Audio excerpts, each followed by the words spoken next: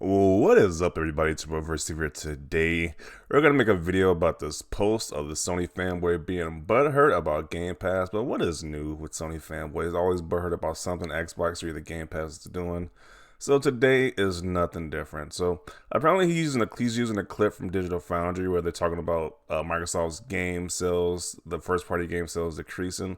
When it's pretty obvious why it's causing because of Game Pass. It's like, why would you buy Halo Infinite for $60 at the time, brand new, when you can get it on Game Pass if you got Game Pass and get it for 10 to 15 bucks, and the other games on Game Pass as well. So it's obvious that when Game Pass is introduced, it's like the first party game sales are going to decrease. That's pretty obvious. Like, that's a no brainer. Like, it don't take a rocket scientist to figure that out. But they're still like pondering as to like why this is happening. So this is just hilarious. But here's a clip that we're gonna look at the fanboy post right here. So let's listen to the clip first.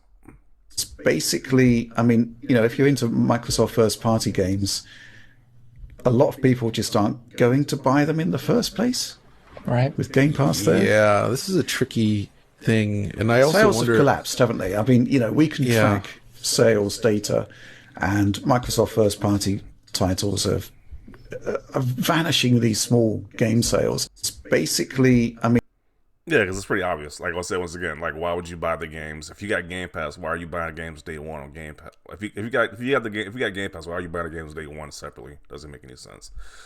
So of course, this guy has the twist that Phil Spencer quote where he says that Game Pass increases game sales.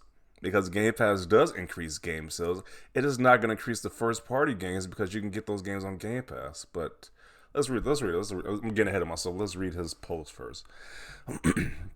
So he states that clearly Microsoft wanted to switch their business model from sales to subscription services. The question is, did Microsoft anticipate how bad Game Pass would cannibalize sales when Microsoft has said Game Pass improves sales? So I'm pretty sure a company that makes trillions of dollars knows how their business model is going to work with the subscription service included. So I'm pretty sure they factored that, hey, a lot of people are probably going to use Game Pass to play our games day one instead of actually paying the full retail price for these games. Because if you had Game Pass, why would you pay more? It doesn't make any sense. And then when he twists the quote about Game Pass improving sales, that means sales is probably like on a different Microsoft store, like when they have like the weekly sales or monthly sales or whatever. You're probably gonna buy more games from those sales because you're saving so much money with Game Pass. Like each time it's like a sale, I usually buy games on the sales because it's like I'm saving money with Game Pass. Or it's because if you're using Game Pass and there's a game you like and you probably want to follow buy the sequel that's not on Game Pass, you're probably gonna buy it. For example, in my own personal instance, I played the Walking Dead series on Game Pass. I played all the games except the last one, which they didn't have on Game Pass. I believe they have it on Game Pass now, or it's coming to Game Pass very soon. But that final game, the Walking Dead Telltale game, they didn't have on Game Pass, so I bought that game separately for full price. Like I had no problem with it because I had enjoyed the game on Game Pass. So in an instance like that is what a lot of people are having with their service. It's like that's how it's improving game sales. It's like a game that you probably wouldn't buy before because you probably played the sequel or previous game that's related to that game. You're probably gonna buy the next one if it's on a sale or whatever. So that is how it's increasing game sales. It doesn't mean the first party titles that come out because, like, once again, it makes zero sense to buy. If you're playing Halo Infinite on Game Pass with the Game Pass subscription service, it doesn't make any sense to pay $60 for Halo Infinite for a physical copy of Halo Infinite. That makes zero sense. So that's why it's decreasing game sales. And I think Microsoft was okay with that because as long as they're getting money, they don't really care. It's like, I think that's all they care about. But let's see what people have to say about this tweet right here. You know that Game Pass increases sales can just as easily refer to older titles, right? Exactly. He just assumes it only means the new ones. Yeah. Also, software sales depend on consoles. Sold PS5 has sold more, so games will sell more. That's pretty obvious too. It's the PS5 and PS5 is a higher installer base for than Xbox in general, so of course they're gonna sell more. 360 third-party games regularly also PS3 counterparts. Pretty standard. Which would you rather have? Triple the amount of players and double in revenue, or being able to boast that you sold 10 million copies? Exactly. Like, I think you want to have those people constantly coming back for a subscription service. So,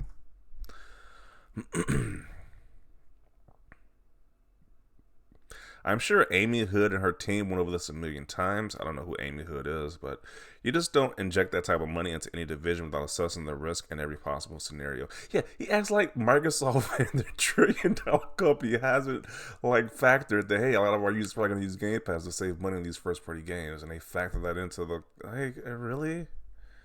This is when Sony fanboys just make awful takes like this because you're really doubting Microsoft and their trillion-dollar business model, really.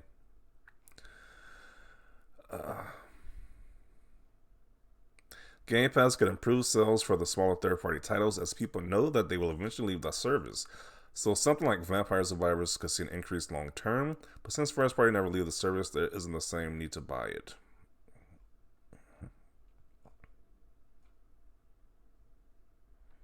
I suspect they know and they don't care because for them, I can see it being about undercutting the industry to become the Netflix of gaming, as they always say.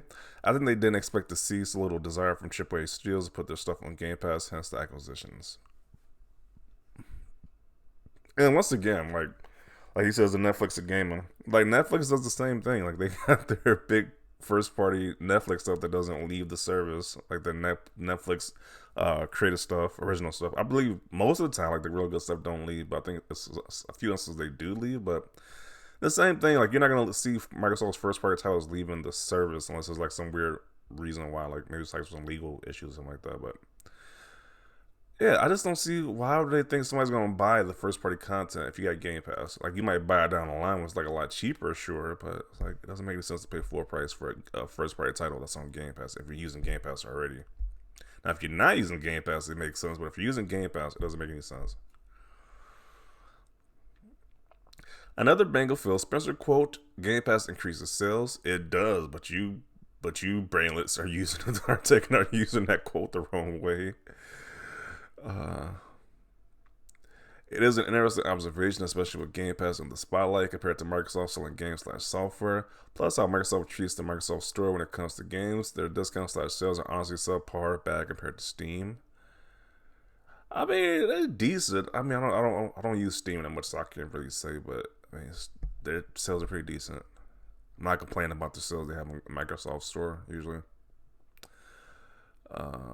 It does improve sales. The devs even said this. Yeah, even devs have come out and stated that, hey, because our game has been on Game Pass or whatever, has increased their sales overall. Probably because like the DLC, season pass, etc. They're probably getting a lot more service with their game being on Game Pass when they're not being on Game Pass. So, considering they have 30 million active subscribers, it's not really an issue for them. They already had terrible sales. Once again, there's a BS narrative that Xbox gamers just don't buy games when it's so stupid. They already had terrible sales, and this was the only way to get actual hardware units moving. Imagine if Game Pass didn't exist. They have like half their sales right now, especially if the Series S didn't exist. They'll literally be lucky to have 10 million sales, no cap. Yeah, because all the people who buy Bethesda games aren't gonna buy the newest Bethesda games when they come to Xbox if they didn't have Game Pass. Yeah, nobody's gonna buy those games, obviously. These guys say the most dumbest things. It doesn't take a rocket scientist to figure out the launch of games at the Game Pass day one is going to lower sales. LOL. As long as they're satisfied with the money they're making, it doesn't even matter. And as a consumer, I couldn't care less. Facts. As a consumer, I don't care less. As long as I'm getting the games at a good price, that's all I care about.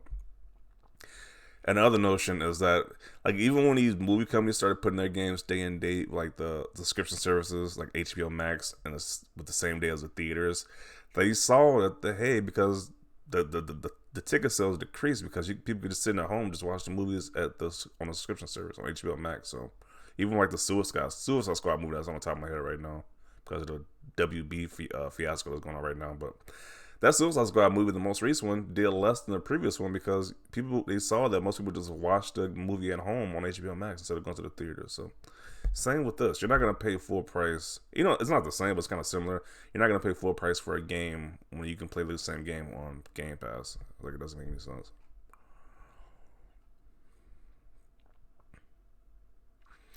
All part of the plan so they can say to the FTC, look at us, we are so bad in selling games, but we need Activision. All part of the great plan of world domination. So they make Game Pass to buy up the entire gaming industry for world domination is what this phony fanboy is saying. These guys are clearly on drugs. Like, what is this guy talking about? What? This is some nonsense right here. Then he responds, says, you think they created Game Pass so they can have an argument to make to the FTC? Yeah, they created Game Pass just so they can... It's just a dumb argument. Jeez.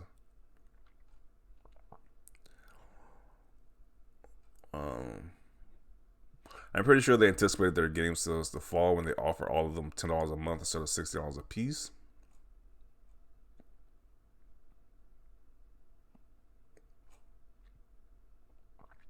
I mean, they're still getting money because it's Xbox, but definitely not as much as the games launched a couple of months later instead of instantly. Yeah, Xbox revenue increased from $12.4 billion in 2020 to $16 billion in 2021. Yet Xbox revenue has trended upwards since Game Pass. Clown talk. Like, once again, I don't care about the numbers, but it's like, if it's making sense that they're going up in value, I'm pretty sure they know what they're doing, bro. It's like, why are Sony fanboys so concerned how much money Microsoft is making, or if the games sell or not? Like, if you don't care about Xbox in general, why do you care? Like, for the fan base who say they don't care about Xbox, they sure seem to care a lot about Xbox, especially their sales data. How about we let the $2 trillion company worry about their sales on their own? That's what I'm saying, bro. Like, why are they caring about this $2 trillion company? I'm pretty sure the average person can't even count that and putting zeros. I'm pretty sure the average person can't even imagine that number. But, you know, the Sony fanboy is very concerned about the $2 trillion company, which is just insane.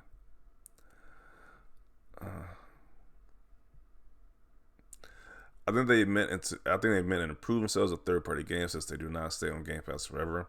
I have not purchased a first-party Xbox game because they stay on Game Pass forever.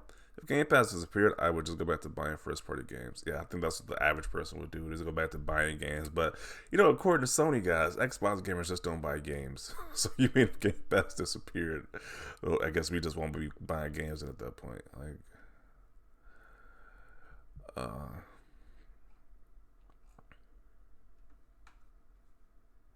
Xbox Game Pass is effed up. I don't even know what that even means, but okay. This is why I'm against day one launches on subscription services. If it doesn't work out, you can't put that rabbit back in the hat. The majority of Xbox gamers will never support anything other than a sub-service. Again, this is so much BS. Where is this nonsense even coming from? If you want to buy a game that's on a Game Pass, most people will probably buy that game, or they probably be more wise with their money. It feels like a trash game at that. It's like, what are you talking about? Like, it's like, I wonder, dude, if Sony fanboys, they keep repeating that Xbox gamers don't buy games. They just keep repeating it so one day they can believe that it's a true statement at this point. Like, because they keep repeating the same thing when it's just, they have no proof of this whatsoever. They have no proof of that statement, they keep repeating it. So it's just really annoying seeing this nonsense. It's like Xbox gamers just don't buy games. Well, it's like, it's obvious. Xbox gamers buy games because why would they keep releasing games on on Xbox in general then? But I digress. I'm gonna conclude it right here. Once again, Sony fanboys are misquoting tweets, misquoting Phil Spencer quotes saying how Game Pass improves sales when it does. And I don't know why they care anyway. Like, literally, why do they care? They don't game on Xbox, so why do they care about what Xbox is doing? Who knows? But definitely want to see your thoughts down below. Leave a like if you like this video, and as always, thanks for watching, and peace.